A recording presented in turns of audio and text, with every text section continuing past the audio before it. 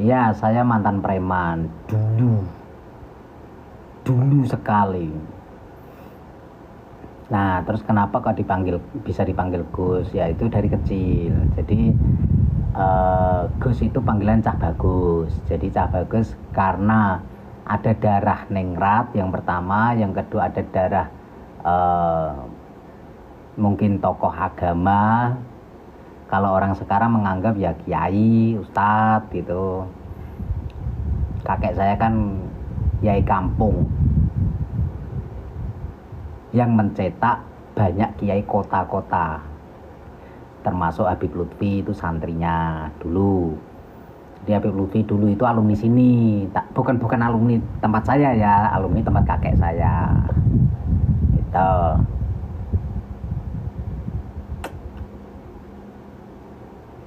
termasuk Mbah Ma'ruf Amin, wakil presiden itu dulu pernah tabarukan di sini juga di kakek saya. Begitu ya. Nah, tapi kok kenapa Gusnya kok pernah jadi preman? Nah, itu ceritanya panjang. Ceritanya panjang. Itu proses perjalanan hidup.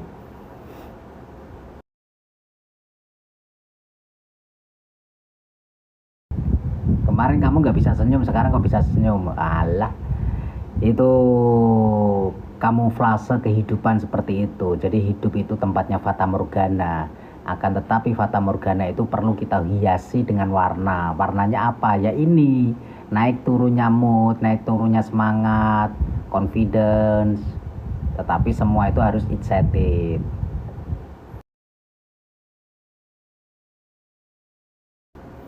Nama Nur Syamsun itu pemberian dari Kiai Ma'ruf Amin, mantan wakil presiden. Itu tahun 2016.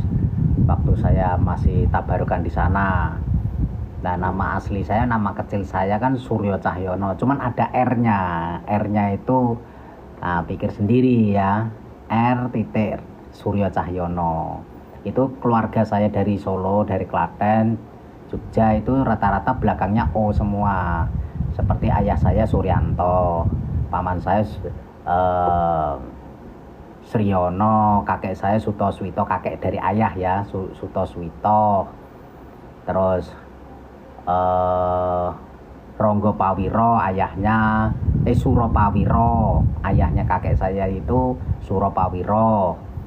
Terus ayahnya lagi itu Godril siapa gitu loh, lupa saya Godril siapa, belakangnya OO semua. Nah, sampai ke saya itu O, belakangnya itu O semua. Itu Raden Surya Cahyono, betul. Itu KTP saya dulu.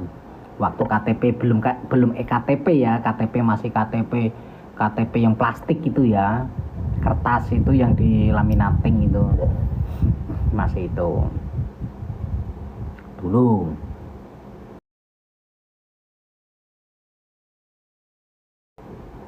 Padepokan ya nggak gimana-gimana kan. Padepokan pertama kali saya bangun di sini dulu sama masih bujang. Saya sebelum di sini saya itu syiar di Klaten, dakwah di Klaten, di tanah kelahirannya ayah saya atau kakek saya di Klaten. Saya dakwah di sana, cuman nggak betah, kuat 4 bulan karena saya diusik oleh oknum-oknum FPI.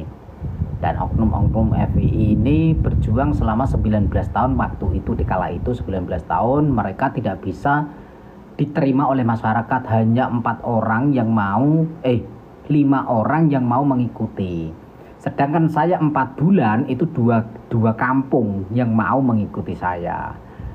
Itu pertama kali yang mengikuti saya itu justru tukang mabuk, tukang seperti itulah. Kesehariannya itu ya intinya berbuat dosa lah.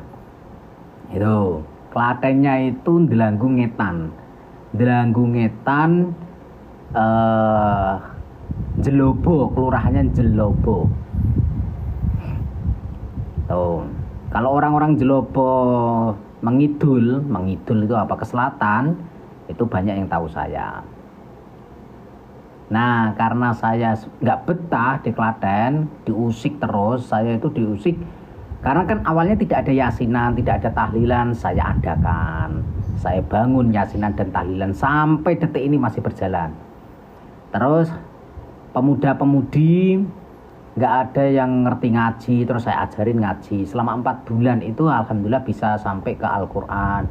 Terus sebelum ngaji Al-Quran saya tes untuk menghafalkan Yasin 2 hari 2 malam harus hafal. Ternyata tidak sampai 2 hari pada hafal itu, tapi pada nggak kerja. Pada nggak kerja, libur kerja. Nah, cuman menghafalkan itu. Dan alhamdulillah, contoh seperti saya di Jogja, sampai saya kenal Gus Miftah juga. Terus saya di Bungurasih, Surabaya, Terminal Solo, Semarang dan sebagainya. Banyak anak pang, preman-preman, pecandu dan sebagainya. Bahkan pekerjanya itu wanita malam. Banyak yang ngumpul sama saya, ya sharing-sharing, ngobrol, nongkrong gitu. Alhamdulillah sekarang ada 5 perempuan yang sedang proses taubatan nasuha, dan alhamdulillah sudah 4 yang proses menghafalkan Quran, dan 2 itu sudah khatam Quran. Khatam itu bukan cuma khatam tapi hafal, padahal mereka mantan wanita malam gitu. Dan mereka itu tahun 2013 ya, tahun 2013 sampai sekarang tahun 2025, berarti berapa tahun? 8 tahun. 8 tahun ya, 8 tahun alhamdulillah wanita-wanita malam ini mantan wanita malam ini sampai bisa hafid Quran. Lah kan ini memalukan. Ini 7 tahun nggak hafal-hafal, gak hatam-hatam, masa kalah sama wanita malam gitu. Jadi cara saya seperti ini, cara saya itu ya mengalir gitu loh, seperti berteman, seperti keluarga. Tidak kelihatan antara guru dan murid, itu nggak begitu kelihatan. Saya itu nggak begitu, ya saya biasa saja, saya berusaha biasa. Kenapa saya seperti itu? Karena saya pernah mengalami dunia lembah hitam. Makanya saya lebih suka ngobrol sama orang-orang nakal. Saya itu lebih suka. Kenapa? Karena saya tahu tidak semua manusia itu menginginkan nakal. Tidak. Menurut saya, versi saya 85% orang itu tidak pengen nakal. Nakal itu hanya karena ada faktor. Versi saya ya, kalau versi saya ya, butuh pengertian, mencari pengertian, mencari kasih sayang, mencari perhatian, caper ya, mencari perhatian. Terus karena terdesaknya keadaan, itu yang mengakibatkan mereka terpaksa melakukan ya bergaya seperti itu. Jadi rata-rata orang itu nakal itu diawali dari gaya gengsi. Nah, lama-lama akhirnya muncul ego. Setelah ego itu muncul, terjadilah kenakalan kepadanya. Nah, apakah bisa disembuhkan orang nakal ini? Bisa, tergantung orangnya yang menyembuhkan. Jadi kasih perhatian yang lebih, jangan cuma jangan disayangi. Orang nakal itu naik turun, cara mendidiknya itu naik turun ya, kadang dikerasi, kadang ditegasi, kadang disiplinkan, terus dikasih perhatian, kasih sayang. Jadi supaya mereka itu seimbang itu. Hidup itu pilihan, alternatif. Allah itu sudah menyiapkan surga dan neraka. Itu fakta nggak sih? Ada nggak sih surga dan neraka? Ada. Kalau nggak ada, kenapa harus ada kematian? Nah, terus orang mati kenapa harus dikubur? Ya kalau nggak dikubur ya bau nanti. Makanya dikubur supaya nggak bau. Itu masa disembunyikan di kamar kan bau. Nah, terus eh kalau memang surga dan neraka itu ada, kenapa harus ada kematian? Begini, kita nggak usah berpikir surga dan neraka. Kita berpikirkan susah dan senang saja. Kehidupan di dunia itu ada dua, susah dan senang. Keinginan dan rasa syukur.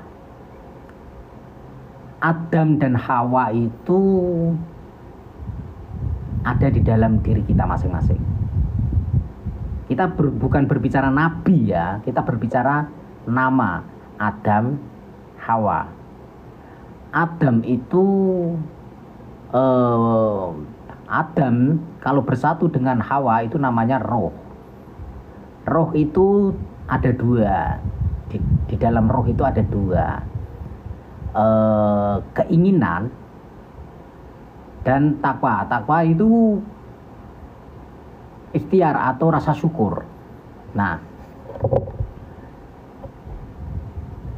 hitam dan putih itu berteman. Baik dan buruk itu juga berteman. Jadi kalau kita merasa orang baik tetapi tidak mau berteman dengan orang buruk, berarti kita sok. Gitu loh, kita sok. Orang bisa dikatakan baik itu karena berdekatan dengan orang buruk. Orang jahat maksudnya ya. Kalian mengaku diri kalian itu baik.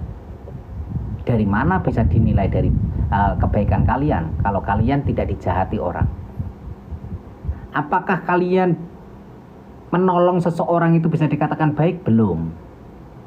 Kebaikan belum bisa dinilai dari situ. Kalian menolong orang, itu belum bisa dikatakan baik. Belum. Karena menolong itu adalah prioritas setiap manusia, harus saling menolong. Tetapi itu bukan tanda kalau kita itu sudah baik. Terkadang kita menolong orang, cuman kadang kita itu mengungkit. Kadang kita itu pamer, kadang kita itu berbangga diri. Wah, aku sudah menolong orang. Nah, itu nggak boleh kan? Jadi menolong itu belum tentu baik. Artinya menolong seseorang itu memang prioritas manusia, sesama manusia itu harus berbuat saling menolong. Nah, bisa dianggap baik itu sejak kapan? Sejak kalian itu bisa terus bertawakal dan bersabar dan ikhlas di saat dijahati. Kalau kalian dijahati seseorang dan kalian bisa ikhlas, bisa sabar, bisa tawakal, lah berarti kalian orang baik. Nah, terus bagaimana cara menilai orang tersebut adalah orang jahat? Orang jahat bisa dinilai kalau sudah melukai, menyakiti, terus merugikan seseorang. Nah, itu jahat. Orang jahat itu berasal dari orang baik yang tersakiti. Bisa jadi seperti itu. Bisa jadi seperti itu. Jadi ya intinya hidup itu alternatif. Kita mau pilih yang menjadi orang baik atau kita menjadi orang jahat, itu pilihan masing-masing pada diri kita masing-masing. Begitu. Pada intinya orang jahat itu juga bagian daripada saudara kita. Orang baik juga bagian daripada saudara kita. Itu. Makanya kenapa Mbah Gus Dur itu kok setelah meninggal, wafat, banyak yang menziarahi. Ya selain waskito itu bahasa Indonesia gimana ya? Waskito itu tahu sebelum terjadi atau makrifat. Waskito itu orang pinter lah, orang alim, al-alamah, nah terus baik. Itu Mbah Gus Dur. Makanya wajar kalau setelah wafatnya banyak yang ziarah, itu wajar. Nah Mbah Gus Dur itu kan tidak pernah memilih-milih seperti Mbak Inul Daratista waktu kontroversi goyangannya dulu ngebor, kontroversi perdebatan dengan Rhoma Irama, terus siapa yang menjadi penengahnya? Mbah Gus Dur. salah satunya ya, Mbah Gus Dur itu penengahnya. Jadi Mbah Gus Dur itu melihat seseorang itu adalah melihat dari sisi manusiawi dan sisi surgawi. Setiap orang itu berhak untuk memiliki surga dengan gayanya sendiri-sendiri, jalannya sendiri-sendiri, dengan amaliyahnya masing-masing. Begitu. Nah, kalau misalkan seperti Roma, apakah Roma itu tidak menutup kemungkinan masuk neraka? Bisa. Walaupun itu syair-syairnya itu banyak menyadarkan orang, tetapi juga bisa masuk neraka. Begitu pula Mbak Inul. Mbak Inul apakah tidak bisa masuk surga? Tentu bisa. Tapi kan goyangannya kayak gitu, dandanannya kayak gitu, penampilan kayak gitu. Loh, kita kan nggak tahu amal-amal yang lain. Jadi melihatnya jangan menilainya itu jangan apa yang kita lihat. Terkadang sesuatu yang tidak kita lihat itu bisa menjadi amal yang sesungguhnya. Begitu. Paham ya? Jadi pada intinya itu ngurusin diri sendiri. Itu yang lebih baik, ngurusin diri sendiri, jangan ngurusin hidupnya orang lain. Jangan suka kepo dengan kehidupan orang lain, dapurnya orang lain, rumah tangganya orang lain, kehidupannya orang lain, kegiatannya, pekerjaannya orang lain, gajimu berapa, pekerjaanmu di mana, kamu udah nikah atau belum, kamu ini, nggak usah kepo. Apalagi ini sebentar lagi kan Idul Fitri, pada ngumpul-ngumpul semua. Aduh, keponakanku kok udah gede, udah nikah belum, udah punya calon belum. Lah itu dikurangi. Jangan sampai seperti itu. Sekarang kerja di mana? Wah, enak ya. Gajinya berapa? Pangkatnya manajer itu gajinya berapa? Lah, kan nggak boleh seperti itu. Memalukan gitu loh. Ngapain tanya-tanya ke hal prioritas? Ngapain tanya-tanya hal-hal pribadi? Nggak boleh. Itu terlalu, ya kalau versi saya, orang kepo itu adalah sifat setan gitu loh. Itu udah lah, namanya orang Lebaran Idul Fitri ya, suka-suka kita happy, kita pesta sate kambing, kita pesta sate ayam gitu.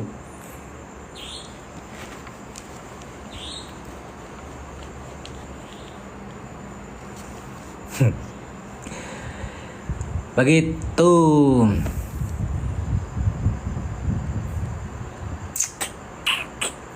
Kayaknya gue kopi leh. Terus kono kancane jak rono. Cek istirahat kan. Enten Gus. Iki wae enten titipan salam kala ibu kula. Kala ini. Ibu ngerti? Enten titipan. Baru pamit ibu ya? Nggih pamit.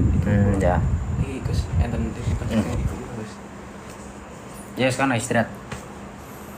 Ngopi-ngopi kono ya.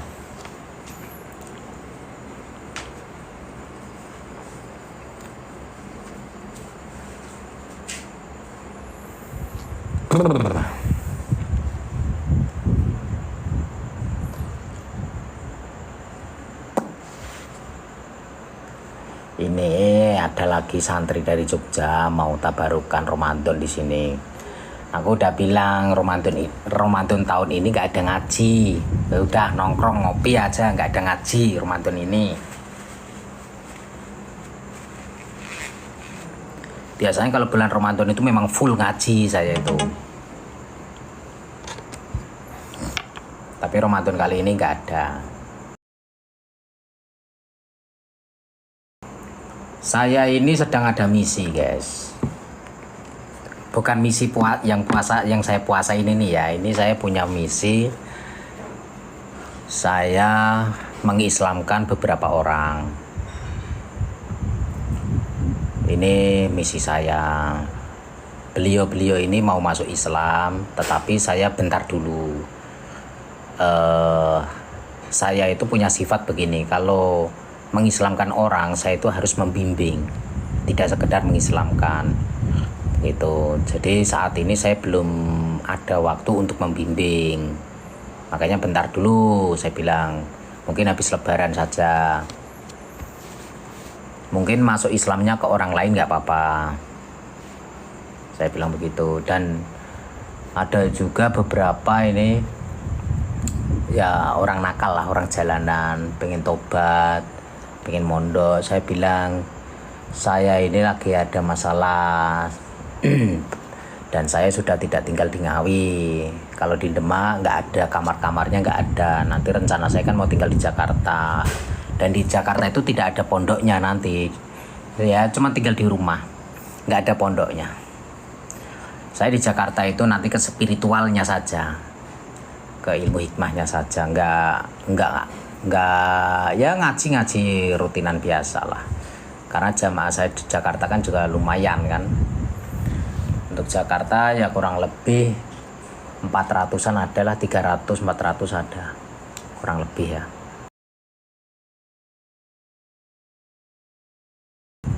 Nah pertanyaannya, kenapa mereka mau gitu loh ngaji sama saya padahal saya keras, saya kasar, saya sombong.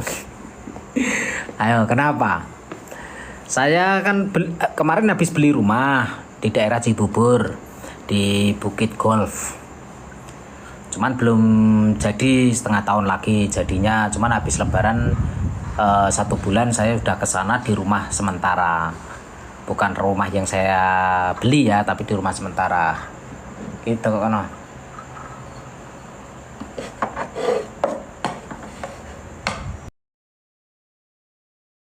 Pakai dong, pakai tiket.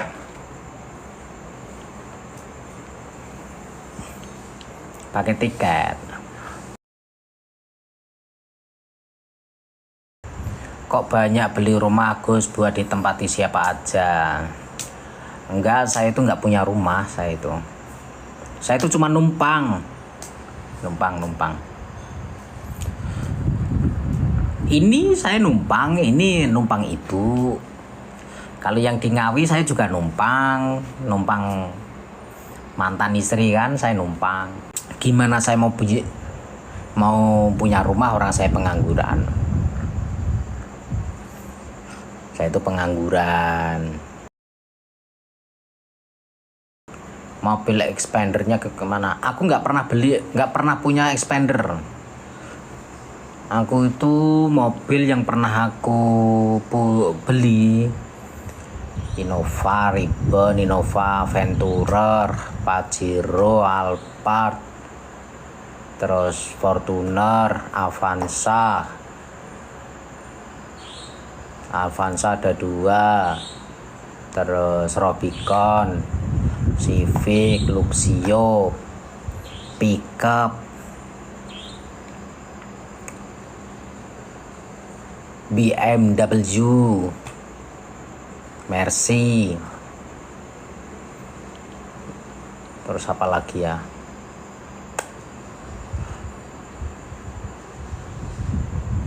Mustang. Udah itu kalau mobil ya yang pernah saya beli. Minjem, bukan beli, minjem. Apa itu guru sejati? Guru sejati itu setiap orang kan berbeda-beda ya. Kalau saya itu terlalu tinggi bahasanya. Guru sejati itu ya bayangan kita sendiri. Guru sejati, bayangan kita sendiri, itu guru sejati. Itu kalau ada beberapa versi dari saya. Kalau paling tinggi itu. Terus di bawahnya itu guru sejati itu adalah guru yang mengajarkan kita, tetapi kita nggak pernah bertemu. Kita bisa mencintai guru kita tanpa kita bertemu. Beliau mengajarkan kepada kita tanpa bertemu. Itu guru sejati. Siapakah itu? Yaitu Rasulullah. Rasulullah itu guru para guru, gurunya para guru, guru sejati. Itu Rasulullah. Itu versi yang kedua. Terus versi yang ketiga, guru sejati itu adalah pengalaman orang, bukan pengalaman diri kita, tetapi pengalaman orang. Kita tidak akan bisa belajar dari pengalaman diri kita sendiri, tetapi kita bisa belajar dengan baik kalau kita itu mau mendengarkan dan mengkaji pengalaman orang lain. Contoh, kenapa saya berbeda dengan pemikiran orang lain? Orang-orang kan kebanyakan pengalaman itu adalah guru sejati yang sebenarnya, kan begitu. Kalau versi saya, pengalaman orang lain yang dinamakan guru. Kenapa? Contoh, manusia bisa berakhlak, itu siapa yang dicontoh? Kan Rasulullah. Manusia bisa belajar sholat, bisa baca Al-Quran, bisa menjalankan sunnah-sunnah, sholat, melakukan ibadah-ibadah yang lain. itu kan kita mencontoh Rasulullah. Nah, berarti kan pengalamannya Rasulullah yang kita contoh. Bukan pengalaman masa lalu kita, tetapi pengalaman-pengalaman hidupnya Rasulullah. Lah itulah guru sejati. Itu kalau versi saya. Setiap orang punya versi masing-masing. Itu. Nah, kalau kata orang Kapitayan, kata orang Kejawen, guru sejati itu ya bisa dianggap Sang Hyang Witoyo, terus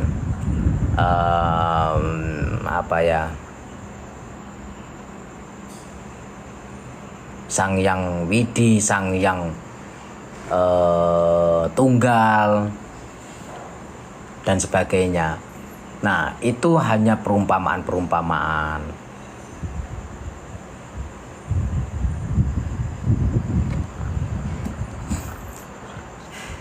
Gus, coba lihat live-nya Mihana yang selalu menjelek-jelekan Islam. Saya itu nggak ngurusin orang mau ngejelek-jelekin Islam, mau ngejelek-jelekin Al-Quran, mau ngejelek-jelekin Rasulullah. Saya itu nggak ngurusin, ya. Loh, Gus kan Islam, kok responnya biasa-biasa saja. Kalau melihat orang menjelek-jelekan Islam, menjelek-jelekan Nabi, menjelek-jelekan Al-Quran. Dengarkan dulu alasannya. Kenapa saya itu nggak ngurusin orang-orang seperti itu? Kalau ngurusin percuma. Orang yang namanya tidak suka, ya sudah, itu sampai kapanpun tidak suka. Kan kita bisa berjuang untuk mengingatkan, untuk menyadarkan begini. Kesadaran itu diawali dari hidayah. Hidayah itu sudah ada sejak kita itu lahir. Sejak kita itu lahir sudah ada hidayah. Cuman terkadang manusia itu mau menerima hidayah atau tidak. Hidayah itu selalu ada, selalu bersama kita. Tetapi pertanyaannya, kita mau menerima hidayahnya itu atau tidak. Bukan berarti menerima itu sesuatu yang belum ada. Menerima itu sudah ada, sudah disiapkan nih, nasi itu sudah di depan mata, tapi kita kenapa nggak makan? Gitu loh. Kalau orang menjelek-jelekan Islam, apakah Islam akan jelek? Kan enggak. Mau orang 1000 yang menjelek-jelekan Islam, biarin kalau versi saya.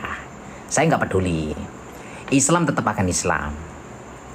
Itu tidak akan goyah sedikit pun, walaupun dijelek-jelekan 1 juta manusia. Al-Quran sekalipun dibakar, sekalipun diinjak-injak, tidak akan mengurangi keramatnya Al-Quran, luhurnya Al-Quran, derajatnya Al-Quran, tidak akan mengurangi. Itu sekalipun orang ribuan orang, 1000 orang, 10.000 orang, 1 juta orang menjelek-jelekan Nabi Muhammad, benci dengan Nabi Muhammad, itu sudah biasa sejak Nabi Muhammad masih sugeng, masih hidup, masih sehat. Dari sejak Nabi Muhammad bayi sampai wafatnya, itu banyak yang tidak suka. Ya, banyak yang tidak suka. Masih hidupnya saja itu banyak yang benci, apalagi sudah wafat. Ya, Nabi Muhammad nggak pernah membalasnya. Nabi Muhammad cuma senyum, justru mendoakan yang baik-baik, mendatangi bahkan orang buta itu menjelek-jelekan Nabi Muhammad, memfitnah Nabi Muhammad, justru Nabi Muhammad mendatangi dan menyuapi. No. Nah, ngapain kita sebagai umatnya sok-sokan? Orang Nabi Muhammad sendiri waktu masih hidup aja dijelek-jelekin, difitnah, dihina, itu aja senyum. Gitu kan? Senyum aja, doakan. Dah. Nggak usah mereka mau jelek-jelekin, nggak usah dikeras-kerasin. Dah. Malah jadi heboh nanti.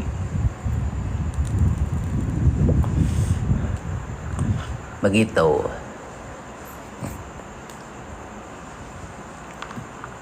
Kalau kita meyakini Tuhan itu cuma Allah, ya sudah, nggak usah ngurusin Tuhannya yang lain. Urusan dirimu. Kalau kita menganggap Al-Quran itu adalah kitab yang paling benar, ya sudah, nggak usah ngurusin kitabnya orang lain. Kalau menganggap Nabi Muhammad adalah Nabi terakhir, ya sudah, titik. Itu nggak usah ngurusin nabi-nabinya yang lain. Beres. Selagi asyhadu alla ilaha illallah wa asyhadu anna Muhammadar Rasulullah, selagi Muhammad dan Rasulullah sama-sama Muhammad, selesai. Nggak usah berdebat. Mau dia pakai doa kunut, mau dia tidak, nggak usah ngurusin. Mau dia pakai tahlilan, mau tidak, nggak usah ngurusin. Dah. Tuh.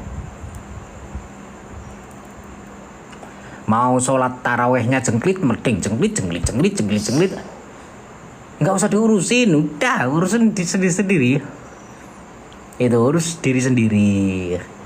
Fokus dengan amaliyah kita masing-masing. Belum tentu amal ibadah kita juga diterima kan, belum tentu.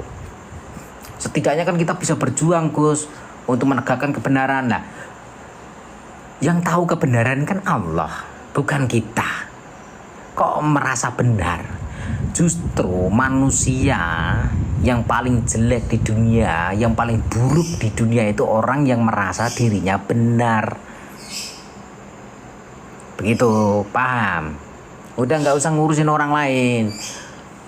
Apalagi ngurusin cewek-cewek sekarang, banyak yang pakai tank top, banyak yang pakai pakaian seksi dan sebagainya. Biarin. Gitu loh, biarin. Ya mereka kan nyaman pakai pakaian kayak gitu, suka pakai pakaian kayak gitu.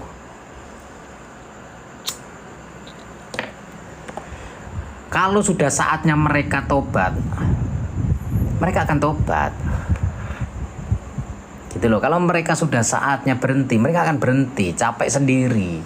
Orang lari sekencang apapun larinya, kalau capek dia akan berhenti, istirahat. Gitu loh.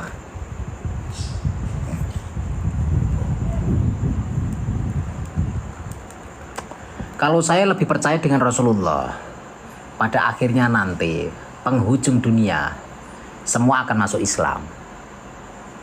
Tetapi justru yang merusak Islam adalah orang Islam sendiri. Tidak ada satupun manusia yang bisa menghancurkan Islam kecuali orang Islam itu sendiri. Sekalipun Dajjal tidak bisa menghancurkan Islam, tidak bisa. Yang bisa merusak Islam, menghancurkan Islam, ya orang Islam sendiri. Paham kan?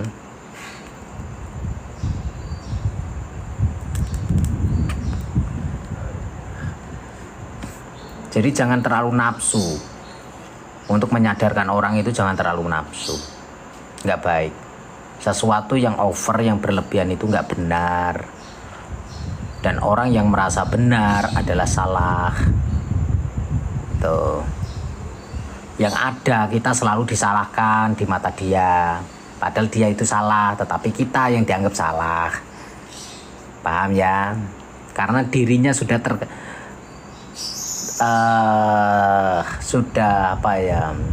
kena virus di dalam hatinya, itu sudah kena virus perasaan serba benar. Kurang lebihnya begitu. Saya sering mengatakan Allah itu hanya minta satu, tidak banyak. Sedangkan kita itu permintaannya terlalu banyak. Kalau saya jadi Allah, saya itu pusing.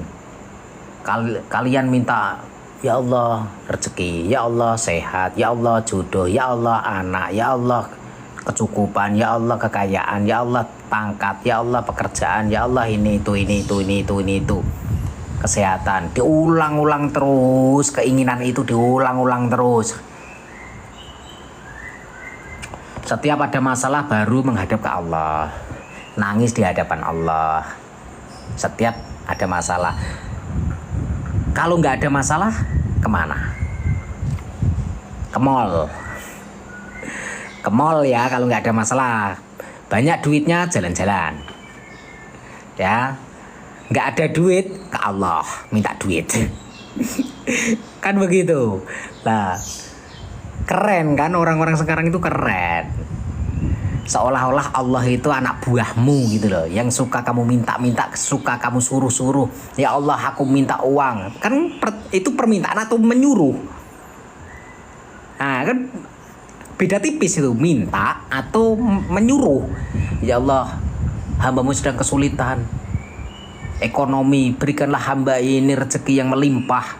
Hamba berikanlah rezeki yang halal, hamba berikanlah rezeki yang banyak, yang cukup. Nah, itu pertanyaannya, itu permintaan atau menyuruh gitu loh.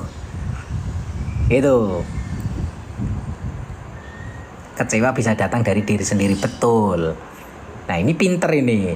Orang kalau nggak paham komentar ini ya, ini saya sematkan ya. Orang kalau nggak paham itu apa maksudnya gitu kan? Itu ternyata kecewa bisa datang dari diri sendiri. Pahami kalian. Ini simple tapi luas. Simple tapi luas. Terus Allah hanya minta satu, inna akhromakum indallah atqakum innallaha alimun khabir. Allah itu sudah berkata, siro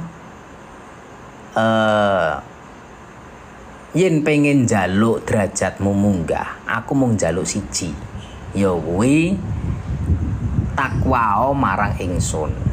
Maksudnya jika kalian menginginkan diangkat derajatnya sama Allah, hidup enak, kecukupan, serba ada, serba ini, serba senang, bahagia dan sebagainya.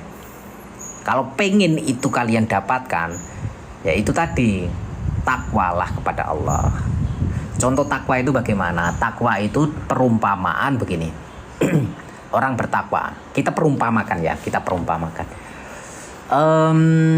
Apa ya? Perumpamaannya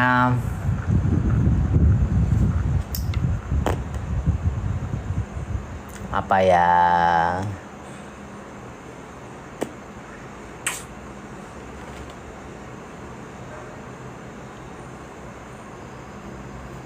Hujan aja ya, hujan. Perumpamaannya air hujan. Di saat ada hujan, kalian kan sedang di luar nih, di jalan raya. Supaya tidak kehujanan bagaimana? Kan pakai payung. Ya, itu kalian menggunakan payung itu sudah sudah berarti kalian itu sudah bertakwa. Kalian menggunakan payung itu sudah artinya sudah bertakwa. Nah, tetapi takwa yang sepele, takwa yang masih murah, takwa yang levelnya agak di atas, itu adalah pakai mantel, pakai jas hujan. Nah itu takwa yang di atasnya pakai payung. Kok bisa seperti itu? Nah, tujuannya kan untuk melindungi supaya kita tidak kena hujan, tidak kehujanan, tidak basah kuyup. Sedangkan kalau pakai payung terkadang kaki kita masih basah. Kalau pakai payung ya kita masih basah, masih bisa basah kaki kita. Punggung kita masih bisa kena hujan. Nah kalau pakai mantel jas hujan dari atas sampai bawah itu kita terlindungi dari air hujan. Paham ya? Semoga paham maksud saya ini, semoga paham. Melindungi diri dari sesuatu yang tidak kita inginkan. Itu adalah takwa. Begitu paham? Nah, kalau kalian itu tidak ingin masuk neraka, tidak ingin berdosa, ya kalian harus melakukan perintahnya Allah, apa yang disukai Allah, apa yang diinginkan Allah, kan begitu. Nah, sebetulnya simpel. Seperti pacaran. Kalian punya pacar. Sedang jatuh cinta.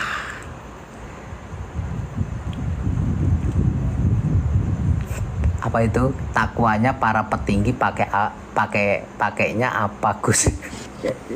Ya sama aja, sama mau tinggi mau apa, jabatan di dunia itu nggak ada gunanya di mata Allah. Sama semuanya sama, perumpamaannya sama semua.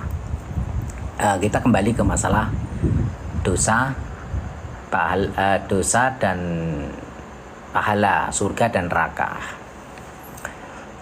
Diperumpamakan tadi itu keinginan Allah, apa yang disukai Allah, apa yang diperintahkan Allah, kita pasti harus melakukan.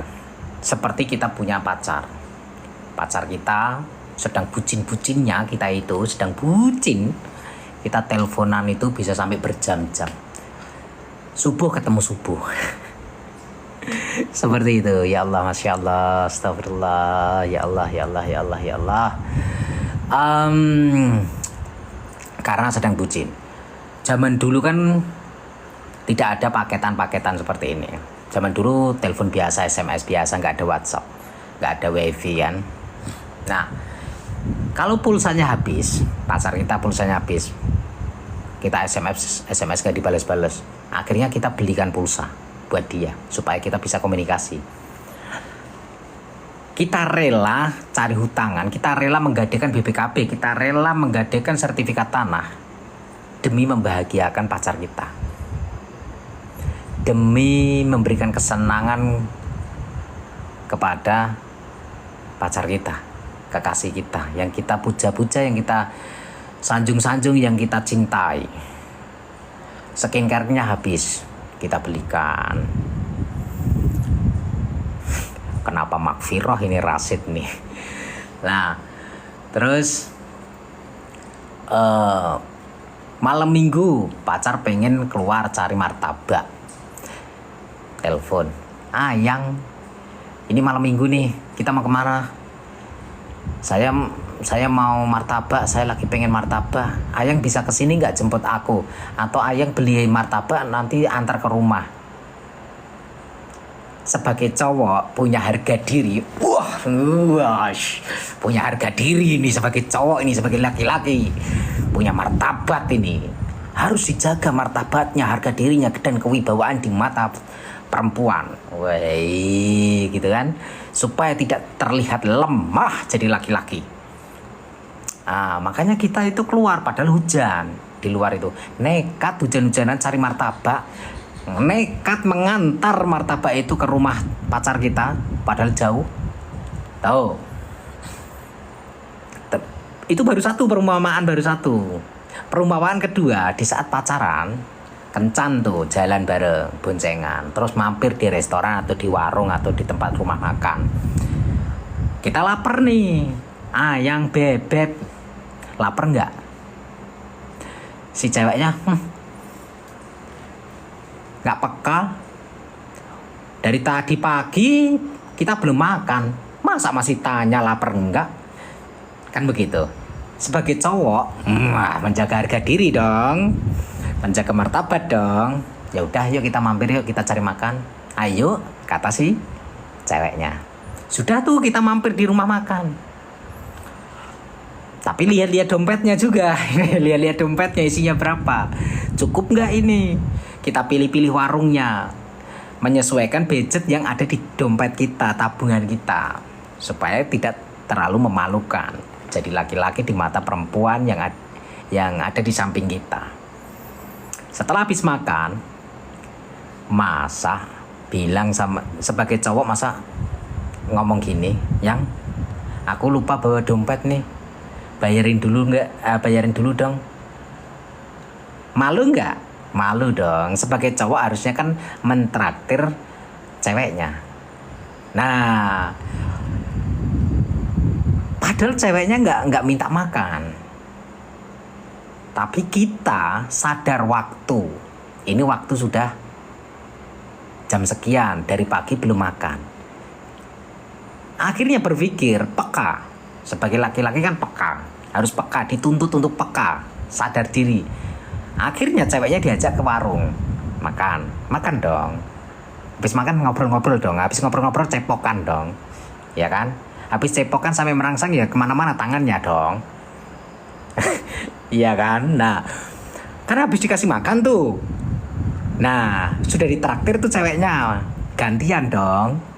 Kan begitu, ini anak muda sekarang ya. Habis makan, gantian yang minta laki-laki tuh. Tadi sudah nurutin keinginan perempuan, padahal si perempuannya nggak minta. Nah, laki-lakinya garangan, itu kan setan tenge itu, laki-lakinya itu. Nah, modal satu piring nasi aja tangannya kemana-mana, nyosor terus. Tuh lagi-lagi sekarang tuh, ceweknya juga sama, mau juga. Allahu Akbar. Nah, terus Gus, pengalaman yo. Sebetulnya nggak pengalaman karena saya nggak pernah pacaran.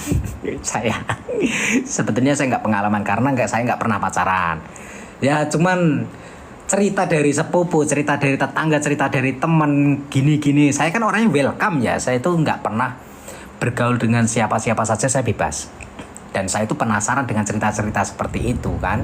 Seperti kemarin tempo hari sepupu saya main ke sini, saya tanya tentang pengalaman dia di saat menduda itu apa yang dilakukan, di saat syahwat apa yang dilakukan, bla bla bla bla bla bla. Aku cari pengalaman-pengalaman di situ. Jadi pengalaman seseorang itu adalah ilmu yang berharga bagi saya. Jadi tidak harus, oh ternyata ini jelek, oh ternyata ini baik, oh ternyata ini buruk, ternyata ini yang harus saya lakukan yang baik. Nah, jadi untuk saya mendengarkan cerita, kisahnya, hidupnya orang lain itu tujuannya adalah untuk menimba ilmu, mengambil yang baiknya, membuang yang buruknya. Begitu. Kita pacaran saja itu rela melakukan apapun demi kesenangan, demi demi menyenangkan, demi menenangkan hati pasangan kita. Masa kita kepada kepada Allah tidak bisa seperti itu. Allah sudah memberikan wasiat kepada kita. Jam sekian sholat. Setiap azan itu tanda sholat. Terus begini. Ini yang haram, ini yang halal, ini yang wajib, ini yang tidak. Ini yang sunnah, ini yang fardu. Nah, tetapi kenapa kita itu menunda, kita males-malesan, kita ragu-ragu, kita tidak melaksanakan.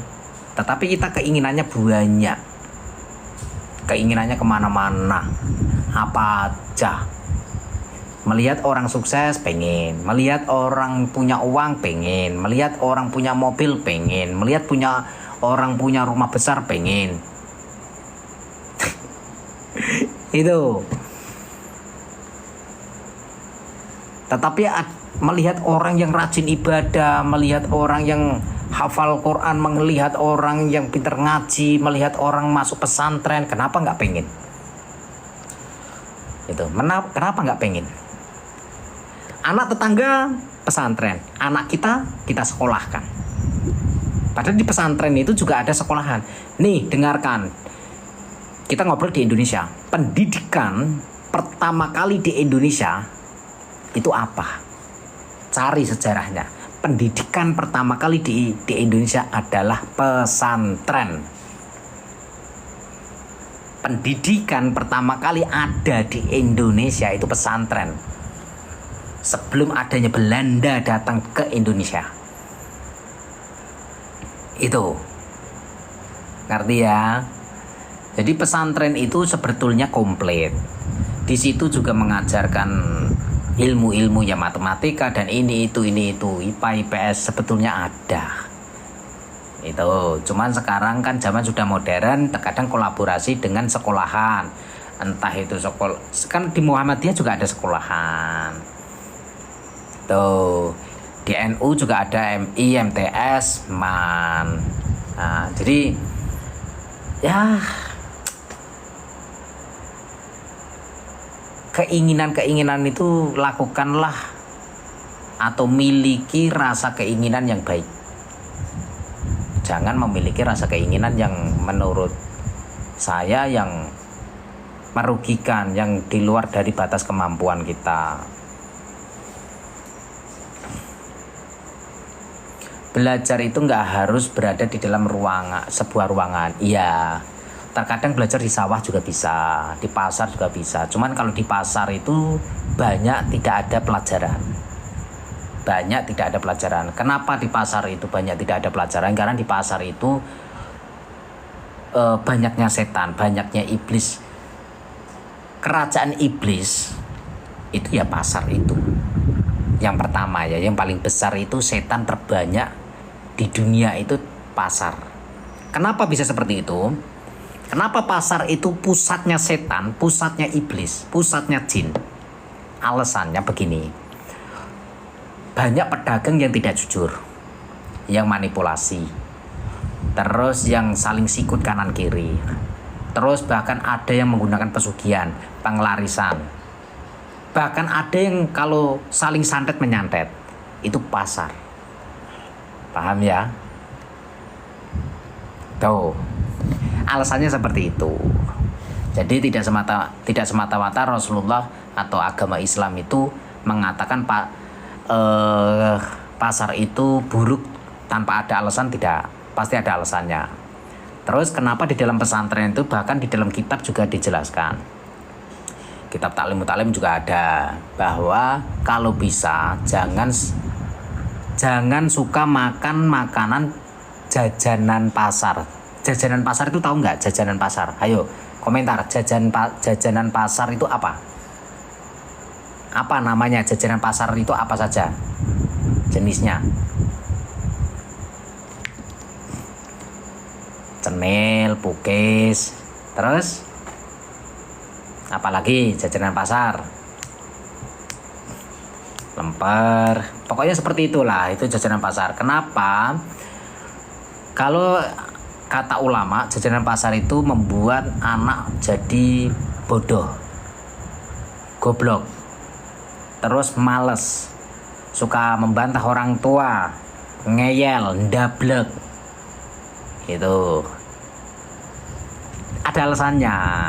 Alasannya apa? Jajanan pasar itu karena paling disukai di saat di tengah pasar ya, tapi ya kalau di luar pasar wallahu alam. Kalau di saat di tengah pasar itu jajanan pasar itu paling disukai diembus-embus tahu nggak?